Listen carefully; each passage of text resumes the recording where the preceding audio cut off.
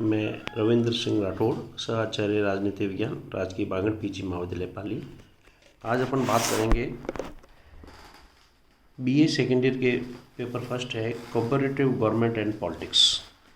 इसमें संविधानवाद पर अपन आज चर्चा करेंगे। संविधानवाद के अर्थ को समझते हुए संविधान तथा संविधानवाद में अंतर स्पष्ट कीजिए। तो संविधानवाद में संविधान एवं संविधानवाद में जो अंतर है उसको स्पष्ट करने की बात हम आज करेंगे। संविधानवाद का अर्थ क्या है?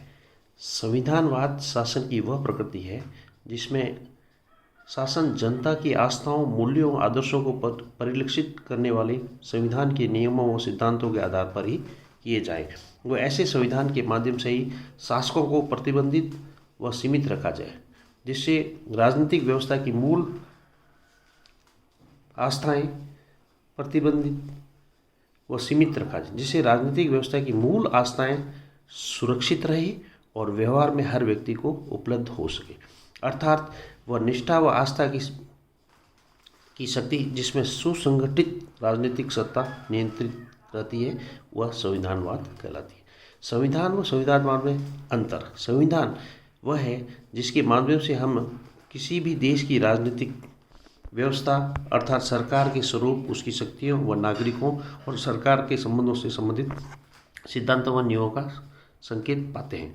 जबकि संविधानवाद एक ऐसी व्यवस्था है जिसमें संविधान के माध्यम से ही सरकार की शक्तियों पर शक्ति वितरण द्वारा प्रभावशाली नियंत्रण स्थापित किया जाए, जिससे वे आकांक्षाएं व मूल्य सुरक्षित रहे, जिनकी उपलब्धि के साधन के रूप में संविधान को अपनाया व समर्पित किया गया है। इन दोनों के अंतर को हम निम्न बिंदुओं से स्पष्ट समझ सकते हैं। संविधानवाद विचारधारा का प्रतीक है।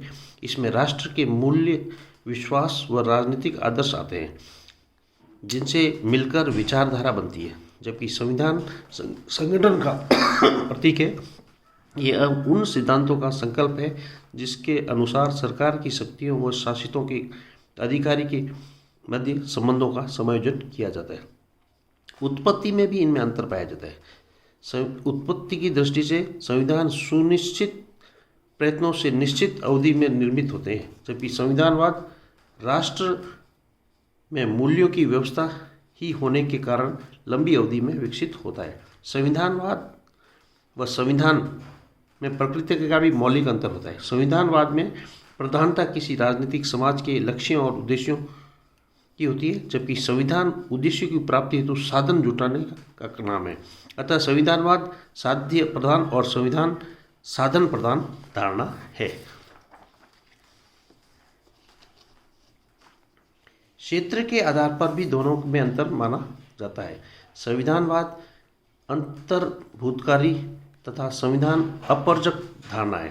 संविधानवाद कई देशों का एक सा हो सकता है। एक राष्ट्र के मूल्य, विश्वास व राजनीति आदर्श व संस्कृति के प्रति अन्य देशों की निष्ठा रख सकता है। मूल्य, विश्वास व राजनीतिक आदर्श कई देशों के एक से हो सकते हैं। अतः यह नहीं समझा जाना चाहिए कि हर देश का अपना अलग मौलिक संविधान होता है।